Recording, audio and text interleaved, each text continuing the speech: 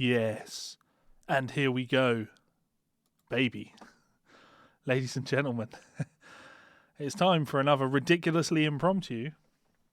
Checking my speakers are off. They are not on. Good. It's time for another ridiculously impromptu listening party. Yay! Yay! All the people shouted. Yay! We're going to listen to this today. Yay! Van Halen 2, the best Van Halen album. Yay! Sorry, let me reposition myself because I'm going to want to be big on this screen when we're looking at this screen, aren't I? Yeah, yay! Hello everybody, my name is Levi Clay and I will be your entertainment for this evening, assuming you're deciding to waste your evening with me. I just typed in Valen. Let's try that again. Van Halen 2. There we go. I will be your entertainment for this evening. We are going to be listening to the Van Halen classic, Van Halen 2, Van Halen's, believe it or not, second album, which is my favourite Van Halen album.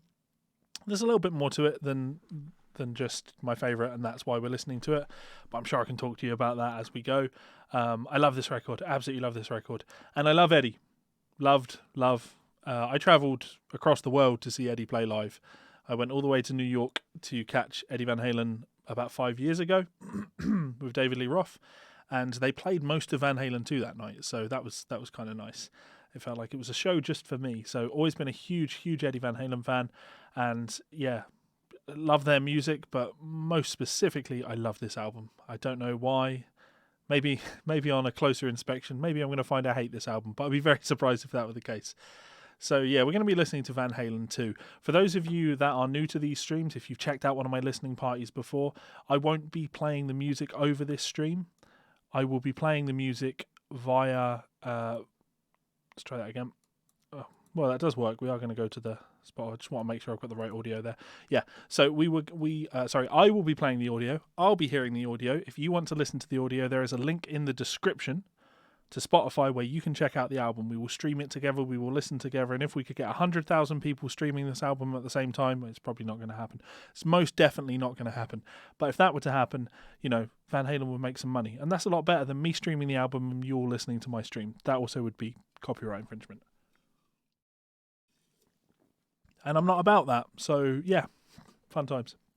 Good to see you online, James. How's it going, bud? As always, I will be reading the comments throughout this entire stream, so if anybody has anything to say, please do let me know in that comment section below. Love engaging with you guys.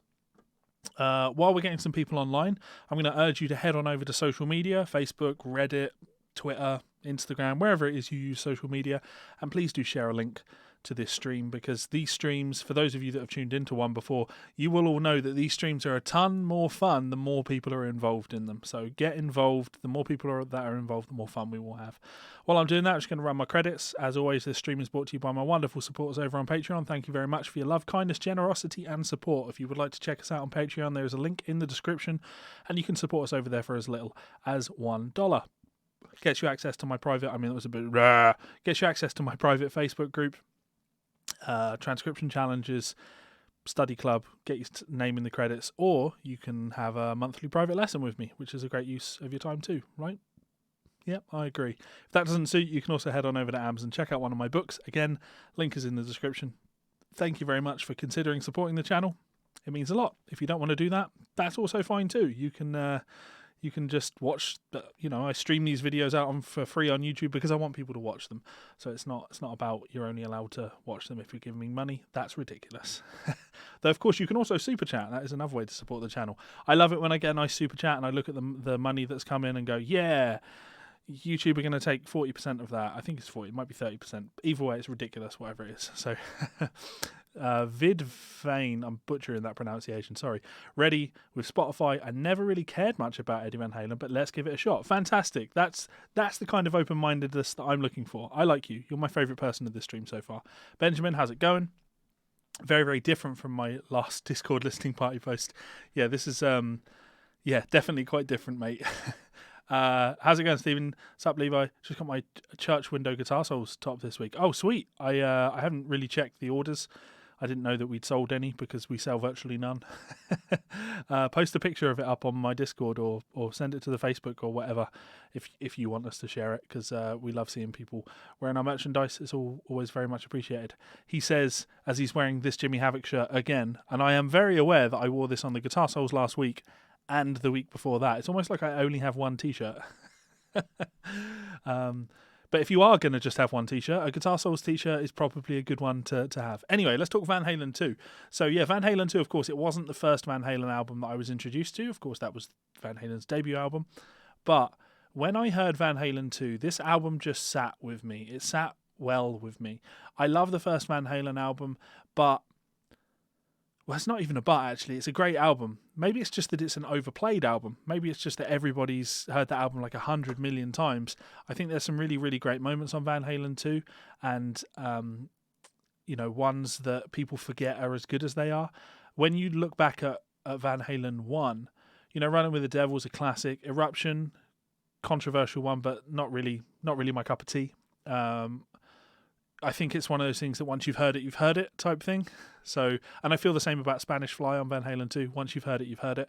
There's very little reason for me to keep going back to Eruption. I've listened to that song or that piece of music so many times, and there is no way that I would want to listen to that as much as I would say when I listen to the songs that are on the album. Anyway, You Really Got Me is a cover, of course, and there's some great solo on there, but it's still a cover. Ain't Talking About Love, classic, a little bit slow in vibe, not all that much showy guitar stuff on there, but of course it is a classic. I'm the One is an unbelievable song, probably my favourite on the album. Great vibe on that track, the groove is excellent. Jamie's Crying is a great track. Atomic Punk, I mean, it sounds like a punk tune. It's straight ahead, Feel Your Love Tonight is kind of like the Van Halen 2 track for me, because it's very pop, that track, and I really like that. Little Dreamer, again, is quite a slow one, but I do like it. Ice Cream Man is fantastic. There's an awesome solo on that one. And then On Fire, again, a little bit more rocky, but I don't want to put the album down. I love that album. I do love that album. But Van Halen 2, when we look at the songs on Van Halen 2, we've got You're No Good, which is, maybe I would again argue, a bit slow. Dance the Night Away is... This album is very much like a pop album for me. Pop album. It's like they're trying to be a bit more commercial. Dance the Night Away is a pop tune. Somebody Get Me a Doctor is a little bit more rock. Bottoms Up, great tune. Out of Love Again, outrageously good. Killer solo on that track. Light Up the Sky, it's a big, powerful rock ballady. Not ballad. So it's a rocker. Spanish Fly, we can get rid of that one. DOA, yeah, sure. Women in Love, again, that's like a big pop banger to me. And Beautiful Girls, again, it's a big pop banger. And to me, that's what this album is. It's like Van Halen really, I don't want to say steering into, but trying the more commercial side of their sound.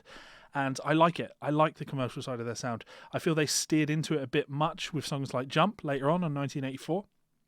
Not crazy on that tune because it's too pop. There's virtually no guitar in there. And of course, when Sammy Hagar joined the band, they went super, super pop with what they were doing. And for me, this album strikes the right balance of raw rock aggressiveness and pop songwriting. So yeah, that's why I like it. So William, that is why we're going Van Halen 2. But there's another reason.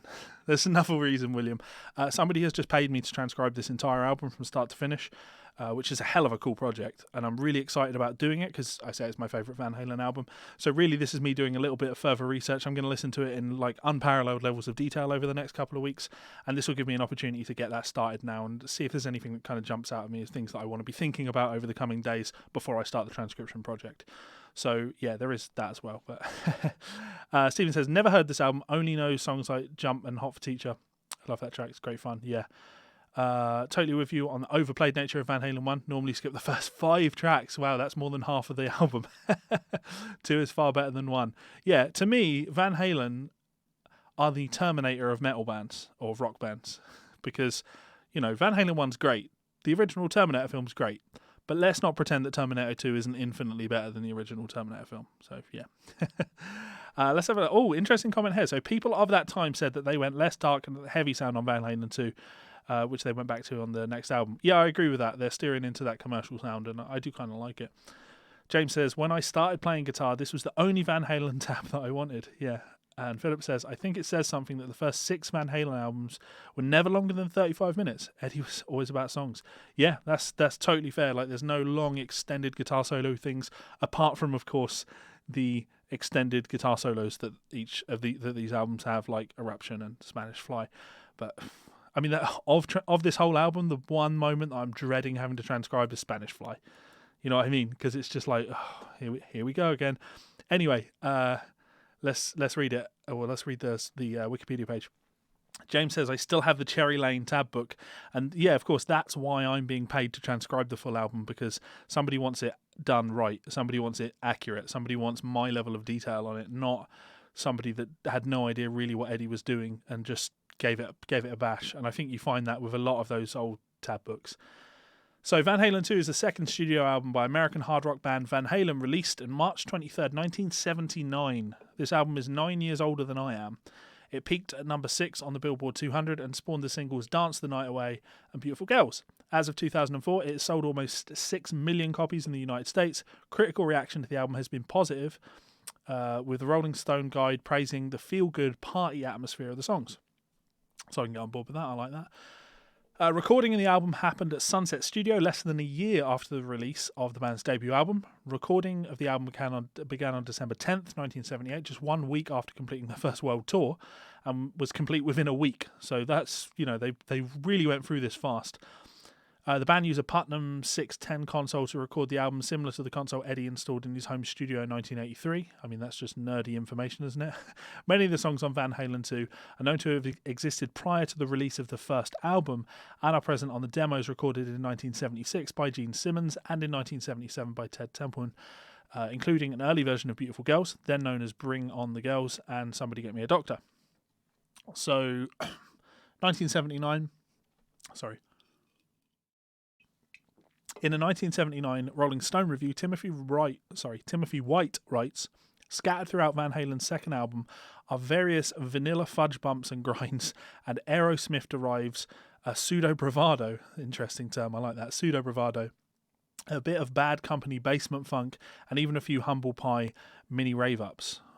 Not really sure what that means, but okay. Adding that the LP retains a numbing live feel. In a retrospective review, Stephen Thomas Erlewine from AllMusic rates Van Halen 2 4 out of 5 stars. He notes that the album is virtually a carbon copy of their 1978 debut, which couldn't be any less true. Goes on to say that it's lighter and funnier, yeah, I'll give you that, and some of the grandest hard rock ever made. So, praises Eddie's phenomenal gift and Roth's knowing shuck and jive. That's really all there is to say. There's not all that much information on this record on Wikipedia. But it is a short one, it's 31 minutes long, and yeah, of course, yeah, these songs, they have that early Van Halen vibe, and you can see these being performed prior to 1978. I get that. Amazing to hear it done in a week. And actually, there's a few moments on here, I'm going to point them out when we're listening to the record, where they leave in some hilarious things. Well, hilarious is probably a little bit of an overreaction to it, but there's a moment on one of the tunes where you can hear them burst out laughing while singing the backing vocals, and it's just there. They just left it on the album, and to me, that's really cool. I like that. So, yeah. William says, old tabs are more like, I don't know what the fuck's happening, let's make an approach. Yeah. Levi, speaking of Cherry Lane, what are your thoughts on Wolf Marshall's transcriptions? Found the Metallica tab books I got as a teenager weren't entirely accurate. Yeah, so it's just not Wolf's area of expertise, When he did all the old Malmsteen books, I was going to pick up my Telecaster and show you some stuff there, but it's got no strings on it. Because I'm organised like that. He would do things like positionally rather than listening to what Malmsteen was doing, where he was clearly taking a motif and moving it down a string or up a string. Wolf would stay in position and go across the strings, and it just made the stuff a lot harder to actually play than it was, than it needed to be. But of course, he was one of the first guys, and I'm not really shitting on Wolf because he's kind of like the father of modern electric guitar transcriptions. Everybody that came after just wanted to do a better job. But he did what he had to do. He was working professional, and yeah, not his fault that he wasn't an expert on the styles. So I'm God fucking hell. Pat on the back, Levi. I'm more of an expert on Eddie Van Halen's style. So when I transcribe this full album for somebody, it's going to be spot on. God, that's ridiculous. But I do consider myself like quite a connoisseur of Eddie's playing. Always been a massive influence on me. Just not, I've never really, I've played a few Van Halen covers, but I've certainly never I've never really made a song and dance about Eddie, because of course Eddie Van Halen's an influence. Like, of fucking course he is. It's Eddie Van Halen. It's just ridiculous. It's absolutely absurd. And I will happily make the argument that Eddie Van Halen is the most important electric guitar player that has ever lived. More than happy to make that argument. And it really upsets people when you say that because they think you're shitting on Hendrix. And it's like, no, Hendrix was really important. Eddie just changed the game more than Hendrix did. Or they hate that. They hate saying that. But it's true. Eddie changed the game. And you see guys like... what was it, guy? I forget the name of the old guy. Saying that Eddie wasn't important as Hendrix just recently. Crosby, I believe. When people make that argument, it's usually because they like they like Hendrix, but they don't like Van Halen, or they like what Hendrix was doing, but they don't like what Van Halen was doing, and they don't like the influence that Eddie had on the scene. They think that while he was impactful, he was impactful for the negative, for the worse. And you can see why they might make that argument, because of course after Eddie, everything, the push in technique was just phenomenal. He lit a fire on the guitar scene, and everybody just wanted to be Eddie and take it to the next level. And I can see why older guys that are maybe into folk music, or they're into like the psychedelic rock thing, they would look at that as a negative thing. But it would be extremely ignorant for you to look at that and still not acknowledge that he like, when that album came out in 78, it was like a bomb was dropped on the guitar scene. And while Hendrix was super important to guitar, I would argue that Hendrix was more important culturally. His significance and his impact among guitar players was nowhere near as significant as Eddie's impact on guitar players. Eddie completely changed the game for guitar players, and for that reason, I think he's the most important guitar player that's been. So, yeah. There's my controversial one. Yeah. So I don't take issue with his comment. Like I was a little bit bummed out when people were lynching him for it. Because if his opinion is meh, then it's meh. He shouldn't take it back just because he remembered that Eddie had died. Like, if his opinion is meh, then it's meh. But I want to turn around to someone like that and say, you have to acknowledge that the reason you hold that opinion is because you don't like what Eddie did, and you don't like the changes that he had on the scene. But you cannot discredit him for the changes that he did in fact have on the scene. He was so unbelievably important to the evolution of guitar. For better or for worse, that's irrelevant. It doesn't matter whether it was for good or bad. He was unbelievably significant to the change of guitar. And you cannot look back on the history of guitar and see Eddie as anything other than extremely important, either for better or worse. So, yeah. Say that. Speaking, I've read the Wolf Marshall comment. Philip agrees. Good. What do I think about Jack White's Van Halen tribute? You know what? I haven't actually watched it, Benjamin. Sorry. Eddie has some interesting tuning ideas as well. Apparently, he never used a tuner in the early days. People with perfect pitch would drive them crazy. Yeah, they're tuned a little bit flat on the recordings. You could tell he was tuned to what he was tuned to, and then Michael Anthony would tune to him. So that's cool. Posted the shirt over on the Discord. I'll check it out after the stream. Jimmy also wasn't around for very long. Yeah, that's a fair comment. I mean, you could even argue the opposite, not the opposite, but the counter thing that you could point out with Jimmy is that, like, he was around for such a short period that he didn't have the time to either capitalize on his thing or become really stale with his thing. Who knows? Like, there's just no way to know. I'm not going to even pretend that Hendrix wasn't extremely important culturally to music and to the guitar culture. But Eddie, come on guys. Not only technique, but guitar and amps changed after him. It's a good point, yeah. You couldn't... who knows? Maybe people would have been playing like Eddie long before Eddie if they had the tools that Eddie had available to him. But Eddie was lucky in that he was extremely creative, we'll give him that. But he had all of this gear that was just set up in a way that facilitated the things that he wanted to do. And yeah, he just took it and ran with it. Like, after Van Halen 1 came out, everybody had to have a Floyd Rose. And there's a decade, longer than a decade after that, where if your guitar didn't have a Floyd Rose, were you even a serious guitar player? It's just absurd. The level of impact. And then, of course, the whole shrapnel thing that came after that, like, every single guy that came after that was just a guy that was trying to one up what Eddie was doing. And it was just this massive arms race to just be better and better and better. And it's funny because I think you look back on Eddie and everything that he did, and you come at it from that perspective. You talk about his technique, but maybe that's why I like Van Halen 2 so much, because this album isn't about look what I can do. This album is about good songs. So there we go. Bring it back on point to the songs. James says Hendrix made somewhat avant-garde soloing acceptable to the mass market. Van Halen moved technique and Gifford. Yeah. Leon, good to see you, mate. We need to hook up for a lesson soon. Not a huge Van Halen, but meh, yeah. That's super out of touch. Maybe I'm wrong about mehing Eddie. But let's start listening then. Okay, fair. Let's get on to the album. Excited to listen to this album for the first time. Oh, Leon, the first time. Fantastic. Do you reckon Eddie was essentially the main guy that made... He certainly popularised tapping. I would never, ever argue that Eddie invented tapping. There's of course, the famous the Roy Smeck video, the guy playing the ukulele, doing all the tapping thing.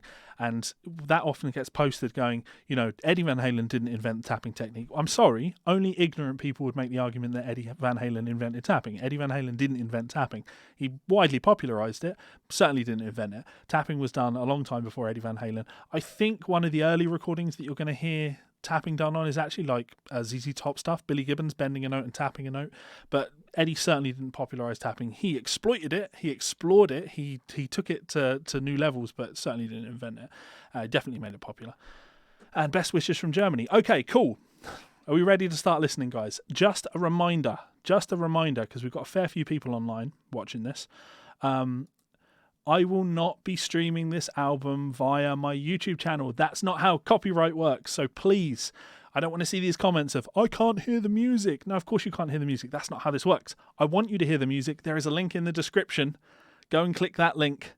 Head on over to Spotify and stream the album with me. Stream it with me. Stream it with me.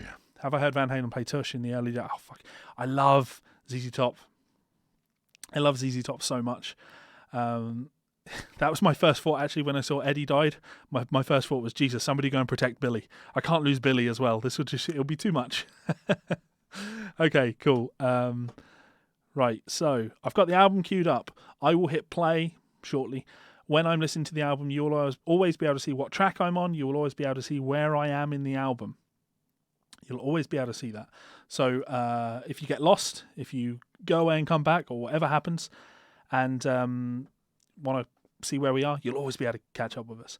And Billy Gibbons, one of the early users of the pinch harmonics. Again, true. Billy. Interesting, right? Billy Gibbons, pioneering a couple of things there. Not popularising, but just things that he did, things that he used. One thing that really has wound me up over the last couple of weeks is people saying, you get it all the time, oh yeah, but Roy Buchanan, fucking shut up about Roy Buchanan. Roy Buchanan was a great player, and I'm into the stuff Roy was playing because I'm a Telecaster guy, right? So those kind of unknown Telecaster heroes, guys like Roy Buchanan and Danny Gatton, great players, just phenomenal players. But to look and say that Roy had as much impact on guitar as Eddie Van Halen did, shut up, you pretentious wanker. I get it. You know who Roy Buchanan is, so you just want to say his name. But Roy Buchanan was a league away from Eddie in terms of technical ability and influence. I'm sorry. That's just the way it is. Deal with it.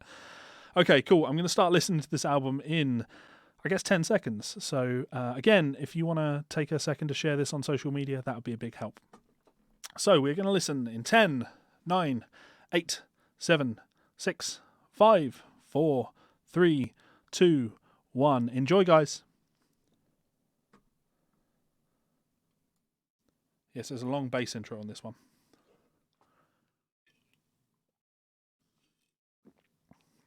Michael Anthony proving that he can play more than just one bass note.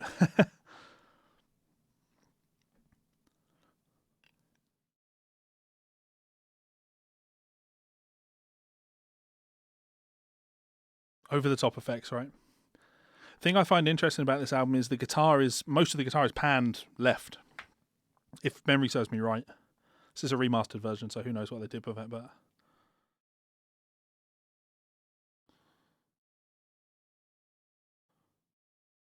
Have I got my speakers in the right way? That feels like it's on the right for me.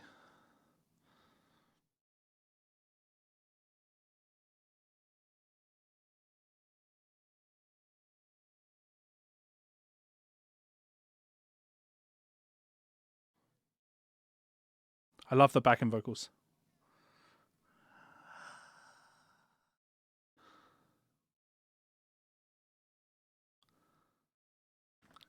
The unison bends into the riff. It's a really nice touch.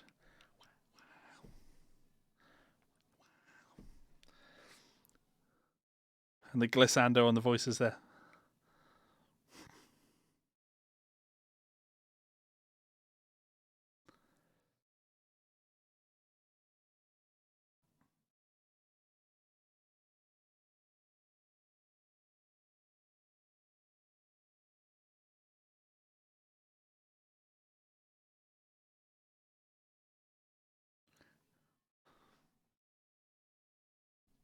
I was also talking to somebody about David Lee Roth, comparing him to Sammy Hagar. Sammy's a much better singer, of course, but David Lee Roth is the better frontman. I do feel the song's a bit slow to start the album with, but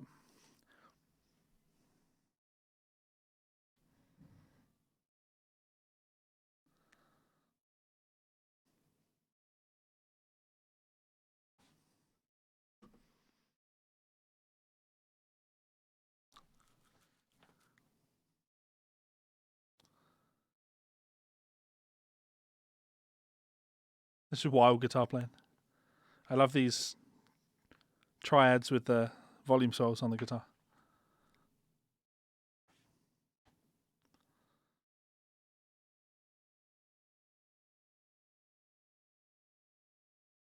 You just don't see enough of that.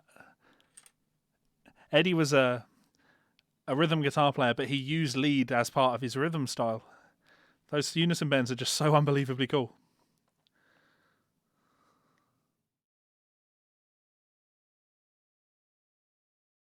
Some overdubs here, some harmonies. It's going to be fun to transcribe.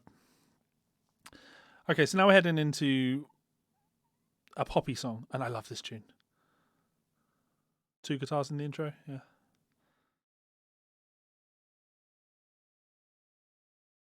Yeah, the main riff.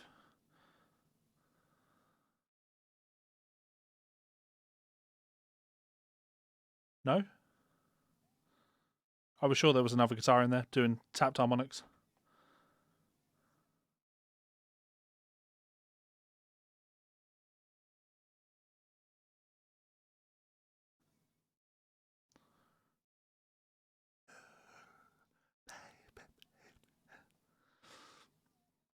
I love how punk their backing vocals are. They just sound like guys having a go.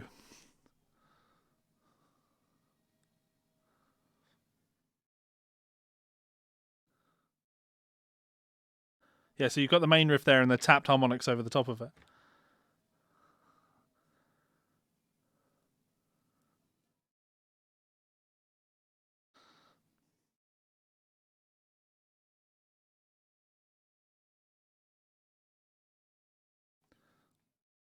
And it's cool that he's not just using power chords. You know, there's major and minor triads in there. It's a big part of Eddie's style.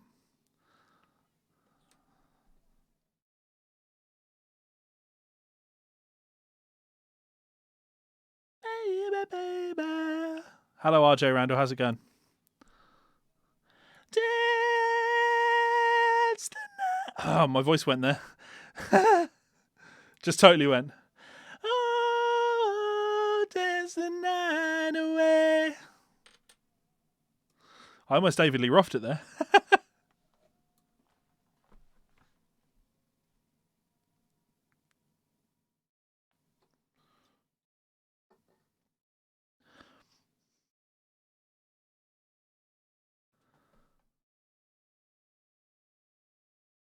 Tapped harmonics.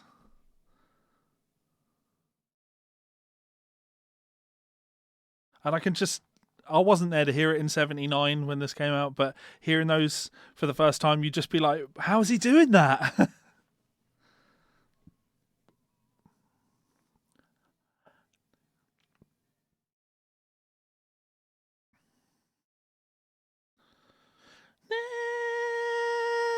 the night away. Dance, dance, dance the night away.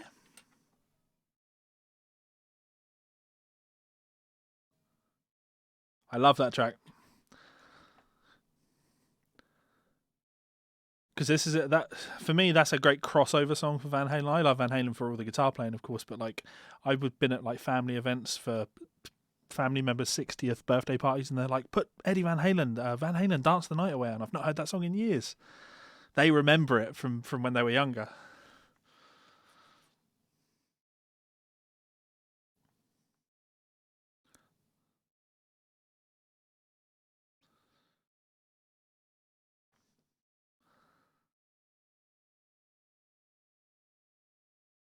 Yeah!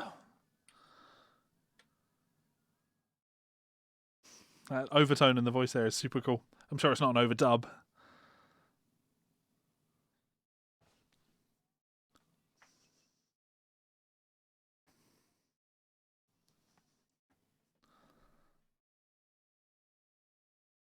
Somebody get me a doctor.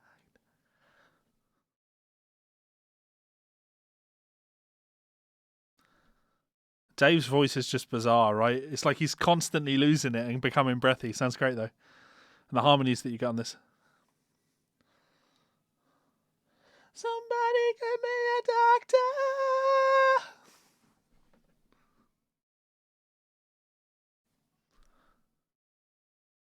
That's a big Eddie thing, that, like, taking one static note and putting different triads over the top. Taking the low string, put some triads over the top to create like a modal vibe. Woo woo!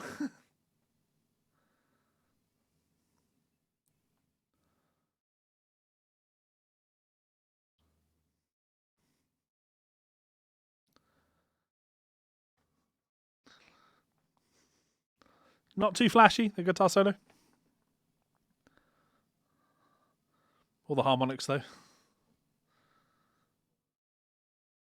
Whoa, whoa.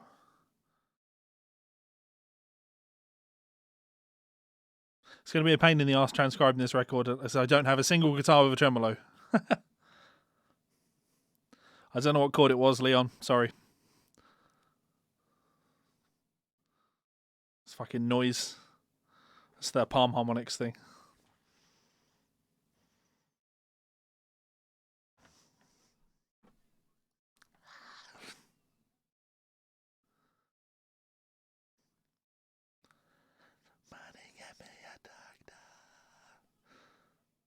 Get me a doctor. I love those high Michael Anthony vocal harmonies. It's why it was always a shout. Like, so when I saw them live, it was Wolfgang Van Halen on bass. But really, you want Michael Anthony on bass because his voice is just that high tenor. He's part of the sound. Okay, bottoms up, great tune.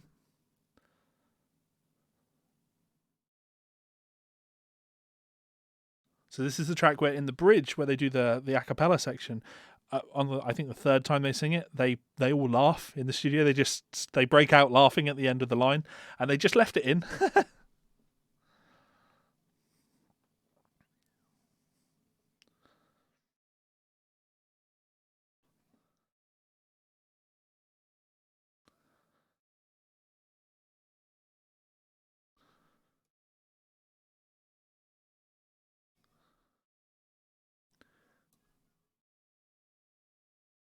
Yeah, I think that's a fair point, James. The flashiness in Eddie's playing is like, I don't think it's a showing off thing. It's just like a man possessed. He's playing these riffs and he just needs to throw all these like harmonics and shit in there. It's like an excitement thing. He's not playing a composed part. He's ad-libbing around it and he's having fun with it. Need those harmonies, man. Sounds like the Grange, yeah. Most every night. How's it going, Pete? It was Pete that I was talking to about David Lee Roth versus Sammy Hagar.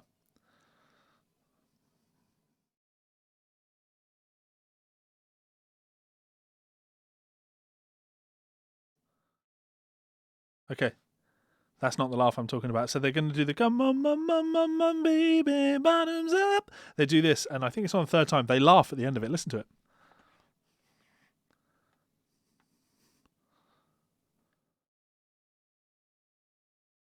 Fine. Now. They just started laughing and then went, woo, at the end of it. Like, love it. But they were in a rush. They needed to hit their deadline. Well, we've already been in the studio a week, guys. Come on, let's not take the piss.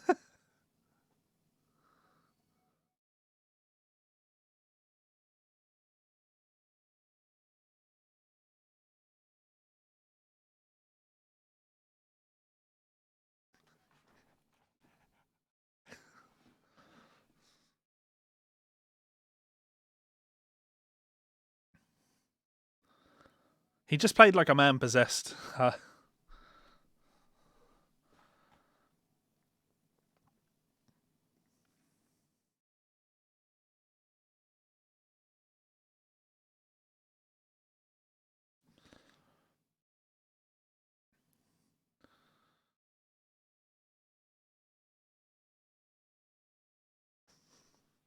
like that.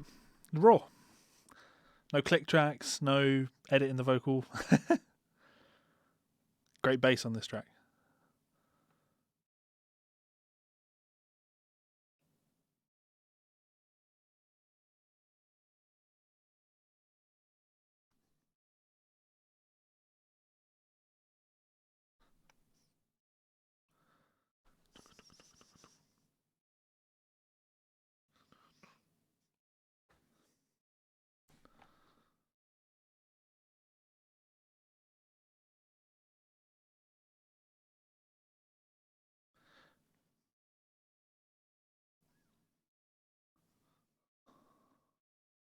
Great drum groove as well.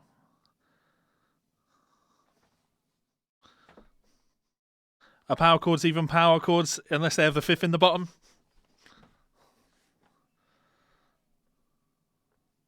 And alive. And alive.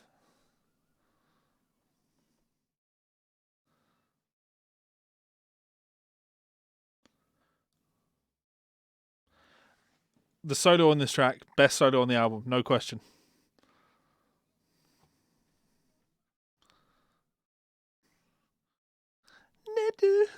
Those harmonies on that, so cool. Same again.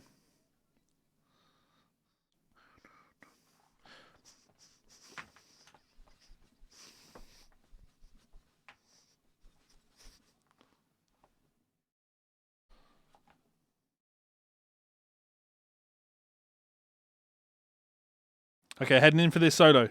This solo is a kick in the balls. This is a great solo. I won't say a word. Ready for it? Go.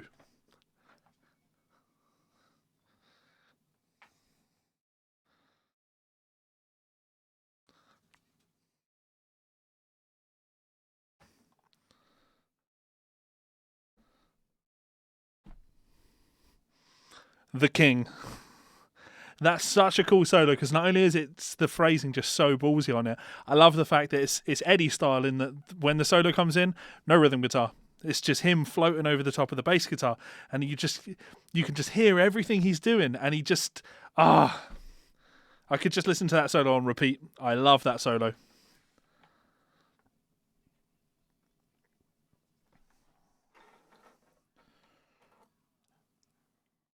And love. Out of love. Out of love. Beasting. Counterpoint between the bass and the guitar on that intro, yeah?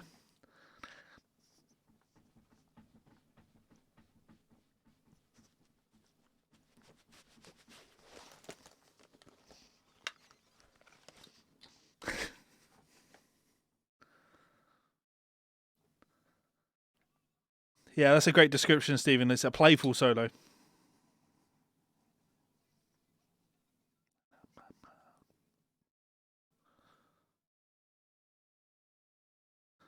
Vocal harmony.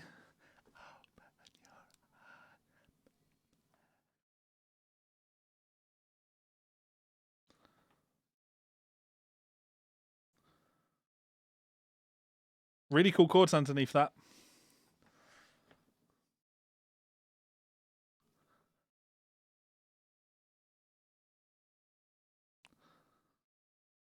And you get the super cool.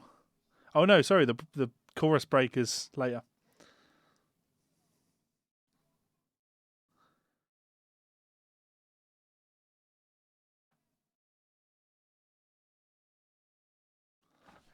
Open your eyes, baby.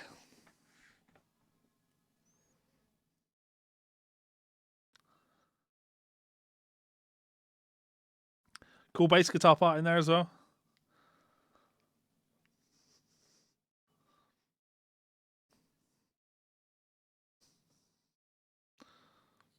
There you go. Eddie's playing here is great.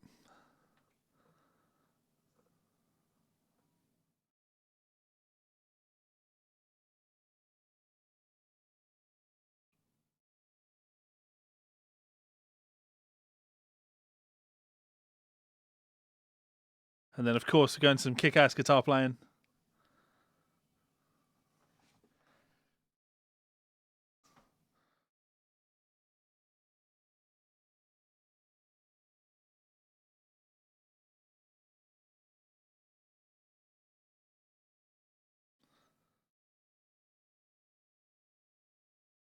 You know what? He didn't play that much there in terms of like actual licks and vocabulary. What he did there, and what Eddie always did better than anybody, is made noises on the guitar, but did it so fluently. He could integrate all of those bombs and the slides and all of the tremolo picking and shit, and he just did it in such a non-forced way. It wasn't like, oh, here's that noise lick that I do that he would repeat. He just fluently melded these things together and just created a great vibe. Light up the sky. Light up the sky. Great guitar behind this as well. Oh, you like that one, do you, Leon? That's cool. It is a great solo, but like I say, there's less guitar licks in that one that you'd steal. Okay, so now we've got the instrumental piece on the album. Not a fan of this, but...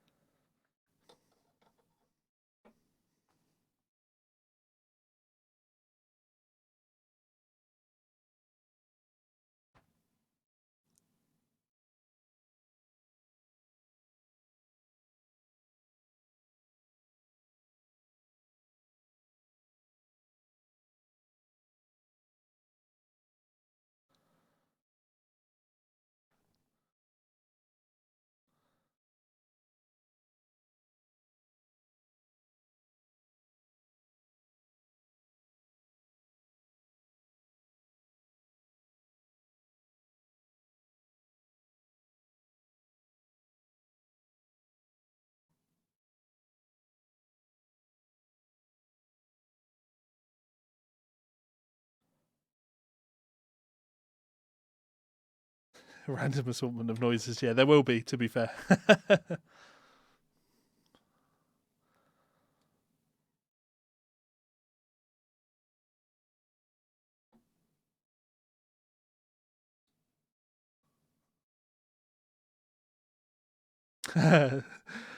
That's a fair point. Like, it's very clean, the playing on that. It's super articulate because it's done on a nylon string, so it's you just know how hard it is to get it as pristine as that. And yeah, fair point.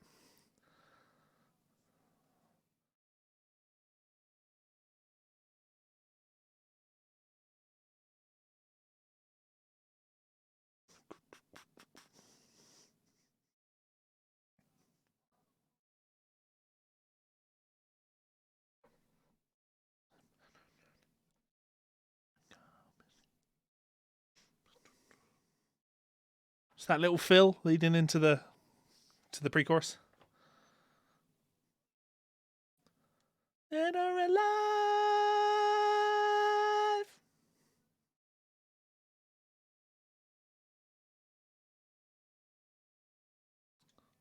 Well, those little fills that he throws in between his rhythm parts are just, oh.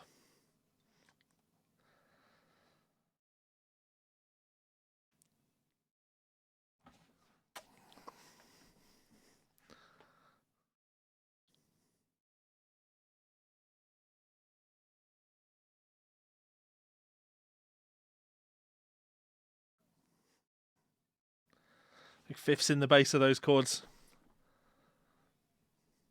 Dead or alive.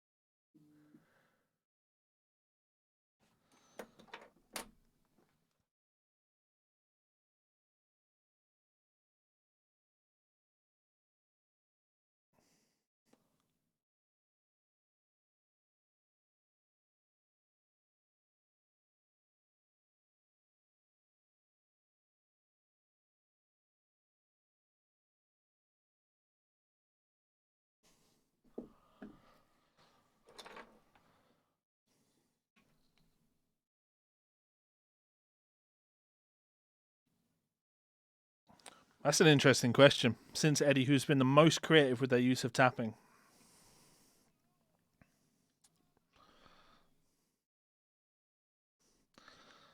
I'll come back to that when the album's over, because I can say a lot about that.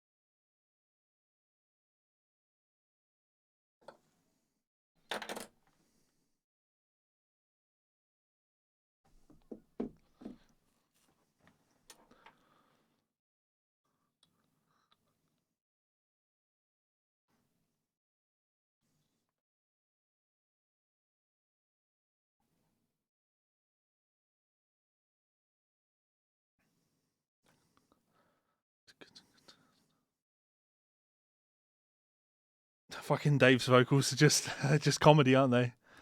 Seeing that wail, the scream that he does. David Lee Roth, the wailing banshee. Okay, heading on to Women in Love. So again, one of the kind of popular.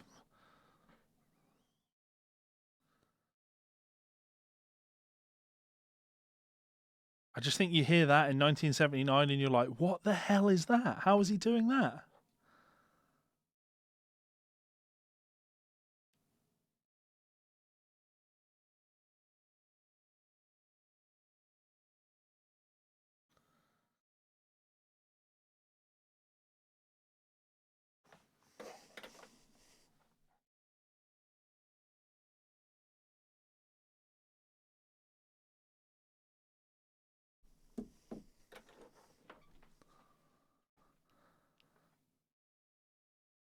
That's a great riff.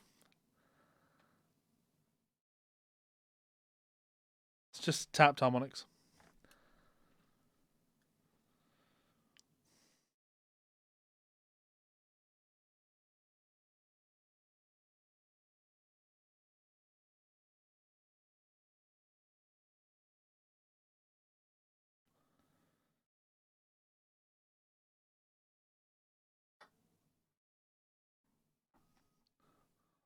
Women.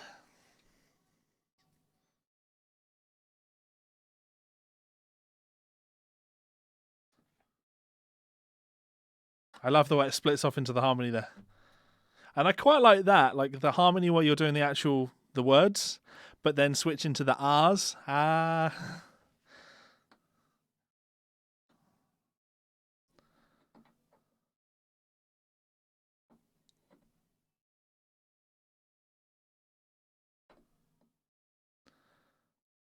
I'm sure that sound will have been an influence, Leon, yeah.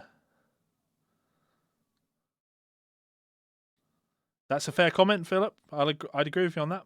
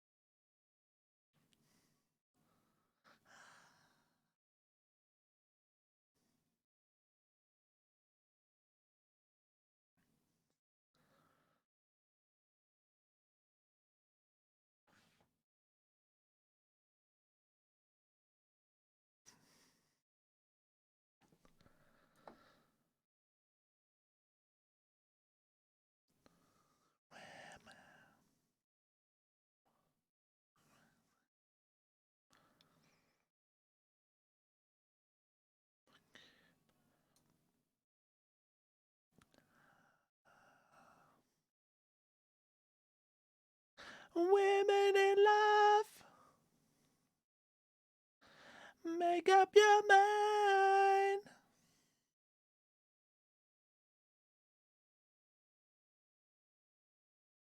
Women in love.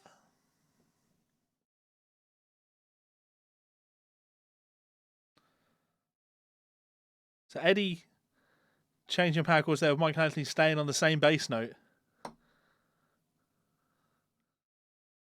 which is wild.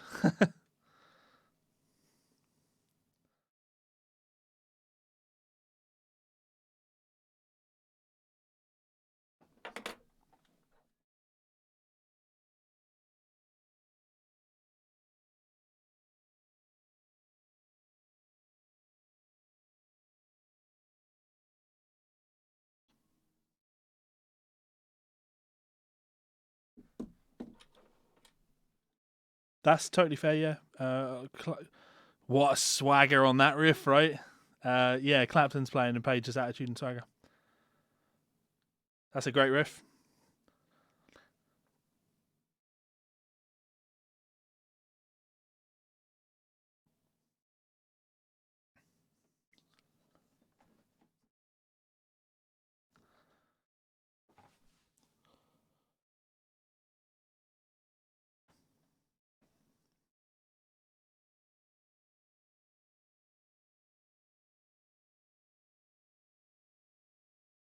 That double tracking was the thing, yeah.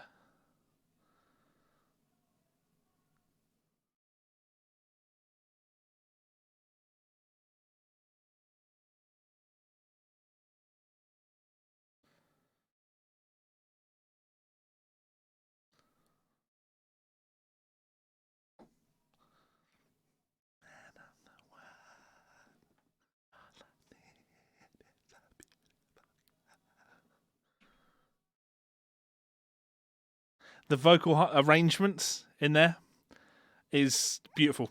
Just beautiful. The way that all builds to that beautiful girls line. Wonderful.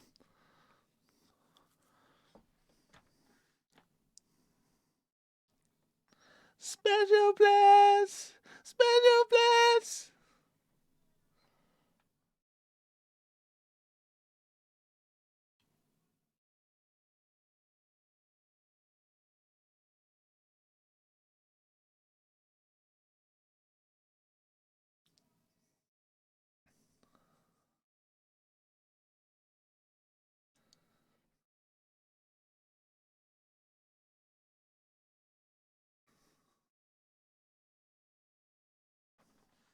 Killer.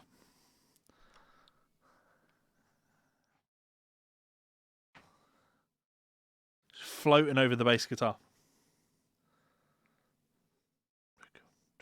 Da da da da da da da da da da da da da.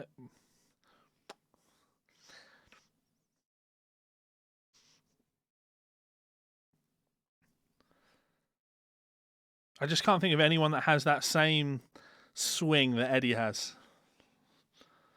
It's really hard to imitate as well.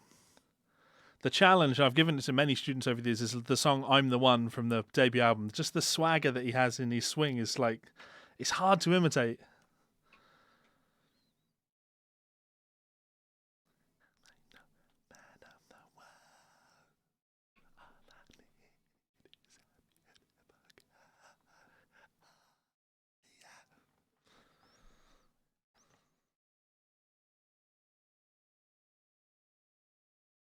Beautiful girl.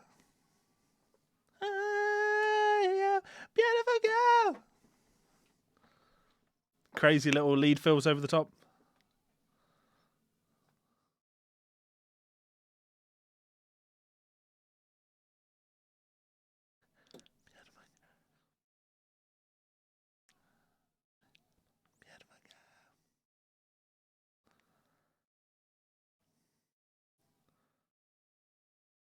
And it just stops, right?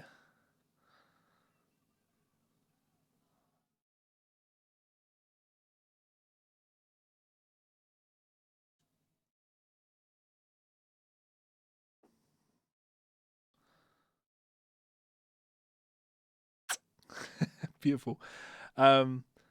Yeah. I mean, it's still a great album. It is still a great album.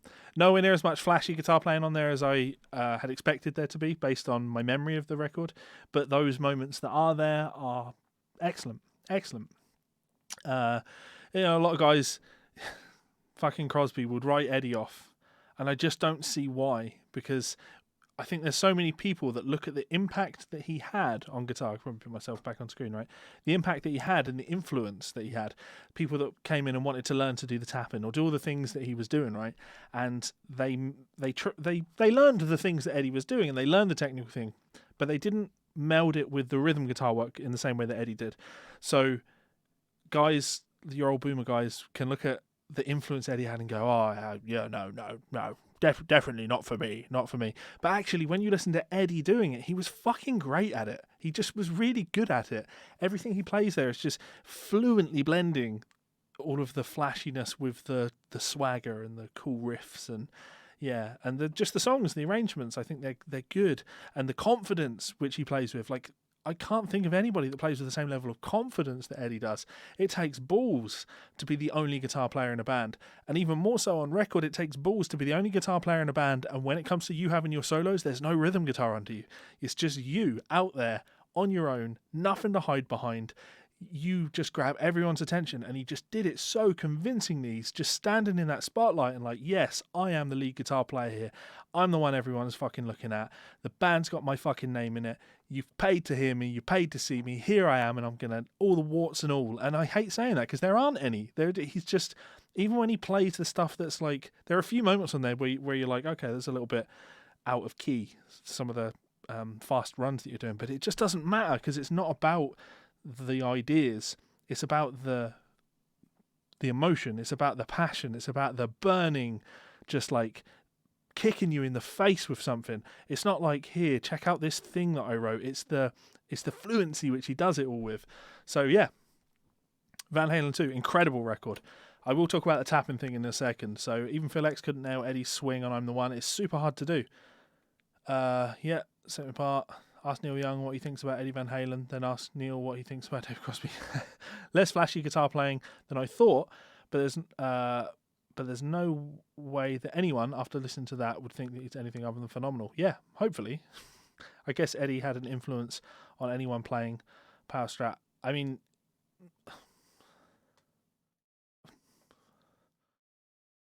no, I wouldn't go that far, but the super strats were popularized because of Eddie and the people that he influenced. The popularization of the Floyd Rose was an Eddie Van Halen thing, and it's totally possible that people were picking up those guitars because, well, they were 80% of the guitars that were on the market at the time, you know. He certainly influenced manufacturers, put it that way. Greetings all of you guitar lovers from the Pains of Jutland, Denmark. Hello, how's it going? He's having fun, loving and living in every second. Yeah, I agree with that. All right, let's talk about the tapping thing. So that's a really interesting question, and I want to quote you exactly. So you asked, since Eddie, who has been the most creative with their use of tapping? And it's a really broad question because creative it's not an objective measure. You can't say this person is objectively the most creative. And that's never the way I like to look at things. I like to look at things in terms of the main steps in the evolution. So I think after Eddie, you had lots of guys come along and they used tapping. So there's some great moments like Randy Rhoads on the first two Ozzy Osbourne albums. There's some really cool tapping moments on there. But I wouldn't really say that he kind of changed the game or was unbelievably creative. It felt derivative of Van Halen to me. The thing with Eddie's tapping style, it's something that you see in players like Nuno Bettencourt.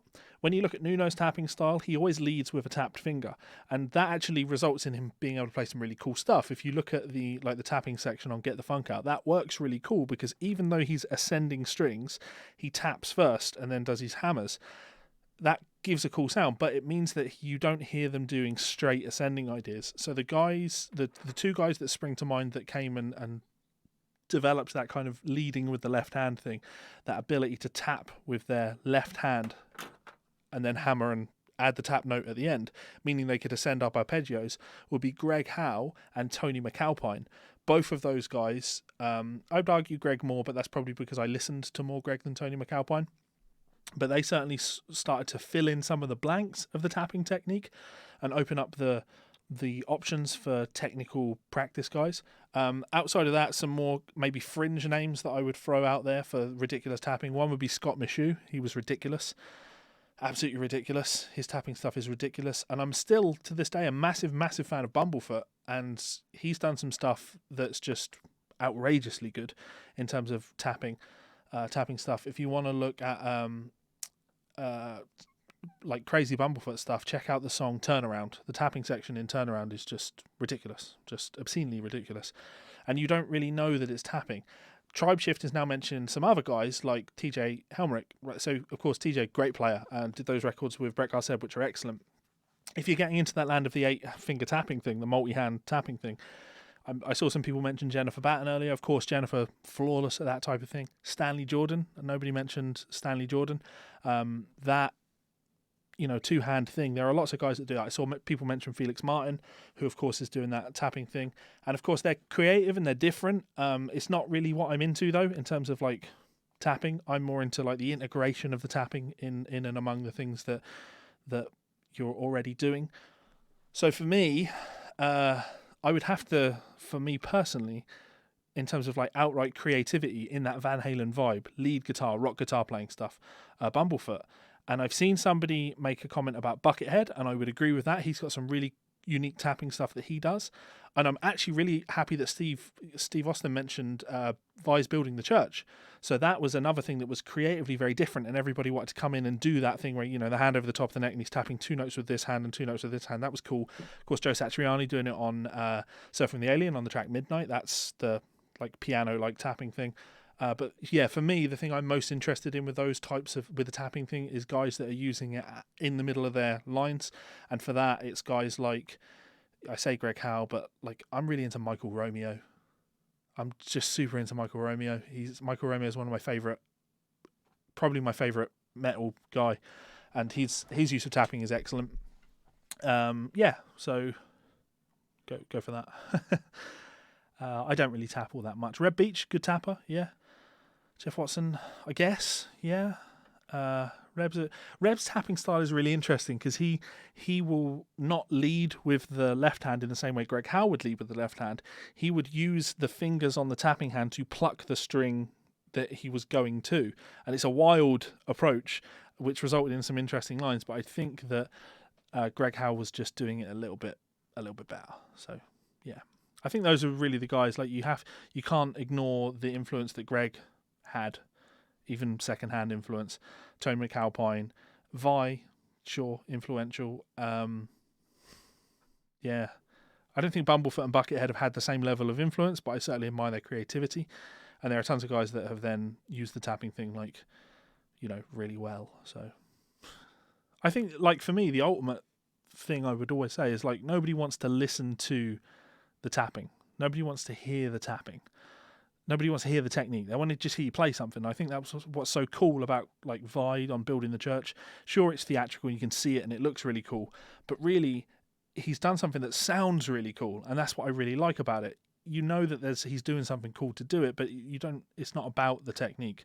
The same guys like Bumblefoot. When you listen to a song like Turnaround or the tapping section at the end of the first verse on Rockstar for a Day, it's just ridiculous what he's doing there. Or if you listen to Abnormal, he's doing the it's like a octave displacement descending chromatic scale type thing. It's nuts.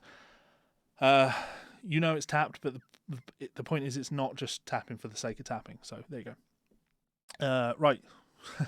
We've finished these comments up. Sierra guitarist are late to the party. Drop in to say hi. Gutted to hear about Eddie's passing. Me too. Relearning some Van Halen tunes.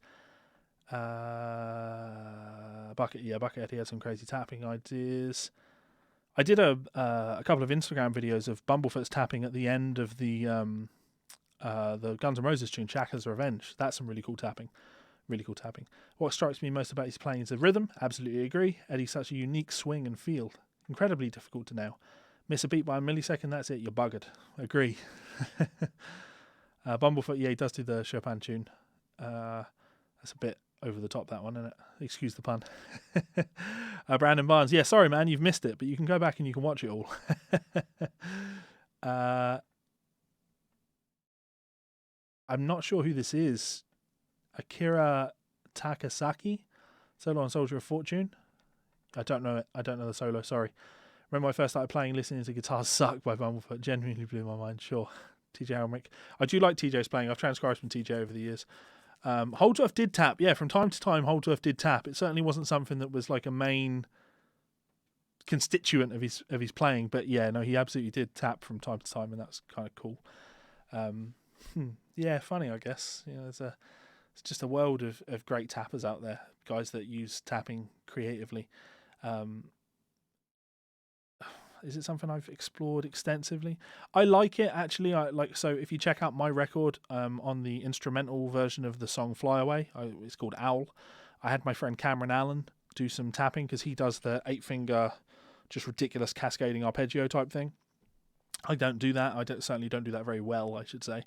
And that was the sound I wanted. So I asked Cameron if he'd do some of that stuff on that, and I do like that sound. I think it's really cool.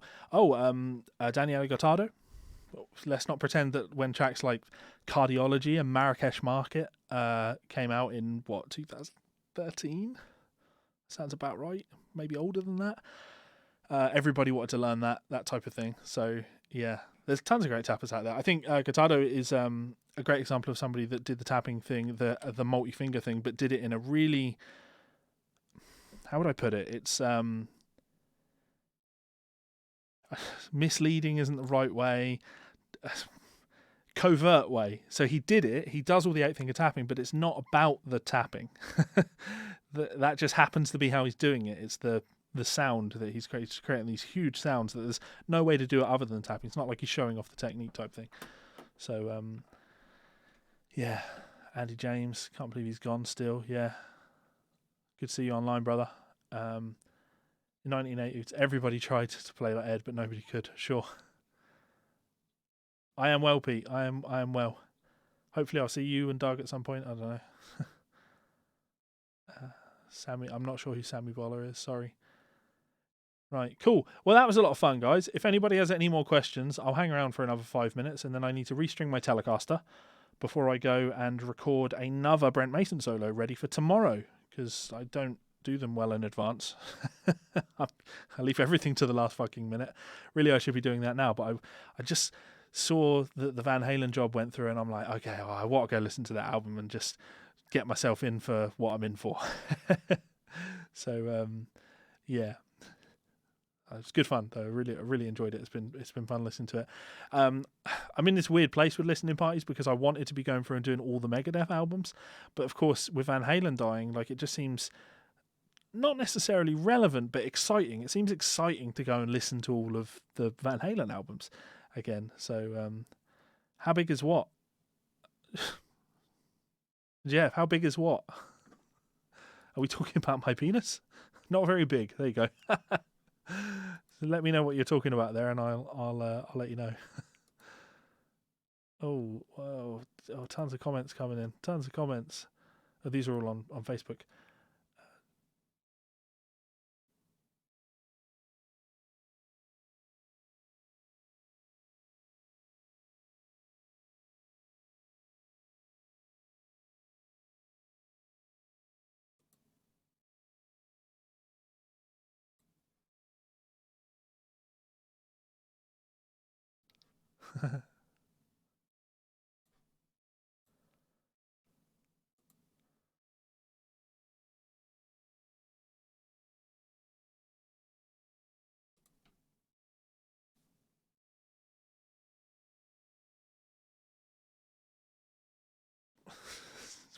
I've got a quality boomer comment here on one of my Brent Mason solos.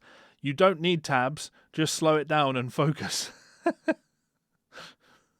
Fucking hell. What have you sent me there, Jeff? Okay, you've sent me loudness thing. Okay, I'm going to come back to your comments. Oh, okay, they're flying in. That was unreal, Levi. Glad I got to catch one of these. Good. So you enjoyed the record, Leon? It's a great record. Great record. Can I learn Mr. Policeman by Brad Paisley? I learned that song years ago. Just went to pick up my... I'll play it for you, shall I?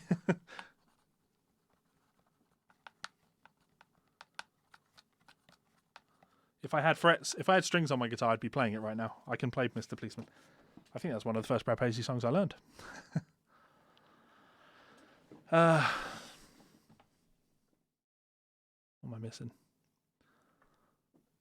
Just listen to Brian May and Friends Starfleet Project featuring Eddie. Great compare similarities and differences in Brian and Eddie styles. Planning on transcribing any Danny Gatton stuff once I've finished Brent Mason stuff. I've got a couple of Danny Gatton jobs on for someone at the moment. I've transcribed a ton of Danny Gatton stuff over the years. It's just not the sort of thing that I post because it just... obviously, I'm a huge Danny Gatton fan. Like,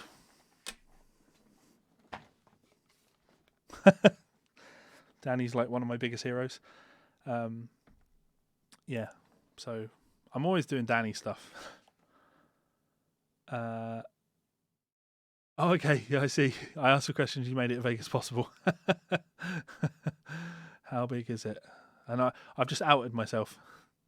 Rainbow worships Jarl. I worship you too, Rainbow. Thank you for tuning in. I was, funny enough, in the process of rediscovering Van Halen about a month before his passing. That's a shame. Debut is ridiculous. Absolutely fucking stonking debut. It is. It's a great debut album. Yeah.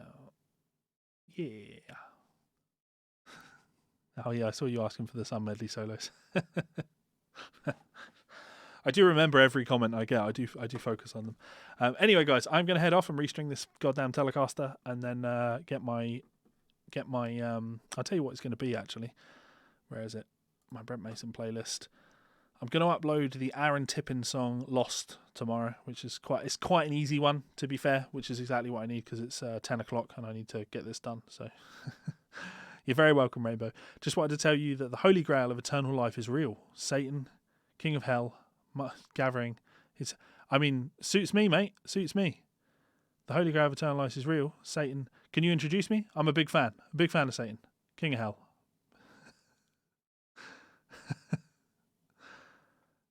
Yeah. Big fan of the old Satan. I've actually got a tattoo of Satan. Right there. Satan on my arm. So, yeah. I also have, which side is it? I have a Leviathan cross down here, which is the Satan cross. Sorry if that upsets you. That was the point. That was unreal. Nice one, Levi. Thank you for tuning in, Leon. Again, Leon, hit me up. Let's do a lesson at some point. Yeah, cool. Much love, guys. See you for another stream soon. Goodbye. Oh, no. What am I doing? Oh, sorry. Really unprepared. Really unprofessional. You knew it was coming. Panic there. Thank you very much to my wonderful supporters over on Patreon. You guys are absolutely awesome. I couldn't keep doing what I was doing right now without your support. My life is a fucking shit show right now in the middle of getting a divorce. So every penny fucking helps right now because I'm trying not to lose my fucking house. So if you can spare $1, head on over to my Patreon and join the love, join the scene. You can get a lot of cool stuff in return.